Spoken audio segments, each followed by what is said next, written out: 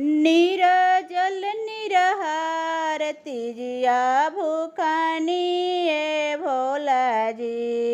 निरजल निरहार तीजिया भूखानी ए भोलाजी। मनावा के मानसा पुरैती ए भोलाजी। मनावा के मानसा पुरैती ए भोलाजी। हुलसत हुलसत मंदिर आईनी ए भोलाजी।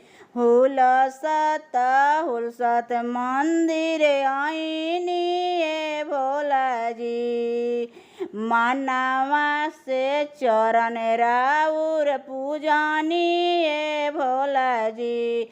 मनावा से चरण राउर पूजानी ए भोलाजी। राजा दशरथ ऐसन ससुर ए भोलाजी। माता कौशल्या ऐसन सासु ए भोलाजी। माता कौशल्या ऐसन सासु ए भोलाजी। लखन भरत ऐसन देवर ए भोलाजी। लखन भरत ऐसन देवर ए भोलाजी। राम ऐसन पति मांगी ए भोलाजी। राम ऐसन पति मांगी ए भोलाजी। राम ऐसन पति मांगी ए भोलाजी।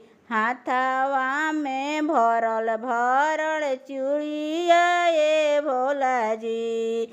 हाथवा में भरल भरल चूड़िया ए भोलाजी। मंगिया में मांगी ना सिंदूर ए भोलाजी।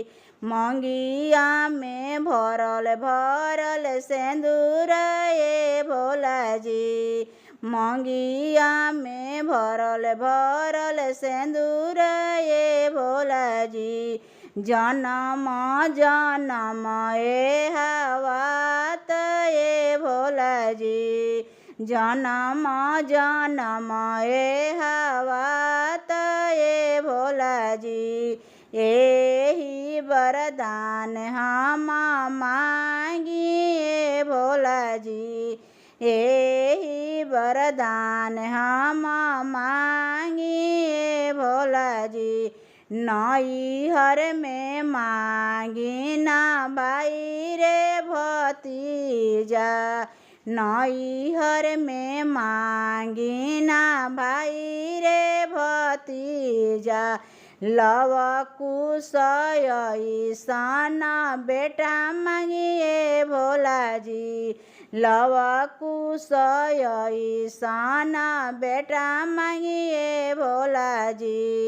लव कुश ऐसन बेटा मांगी ए भोलाजी। निरजल निरहार तीजिया भूखानी ए भोलाजी। निरजल निरहार तीजिया भूखानी ए भोलाजी। मनावा के माना सा पुरैती ए भोलाजी। मनावा के माना सा पुरैती ए भोलाजी। मनावा के मानसा पुर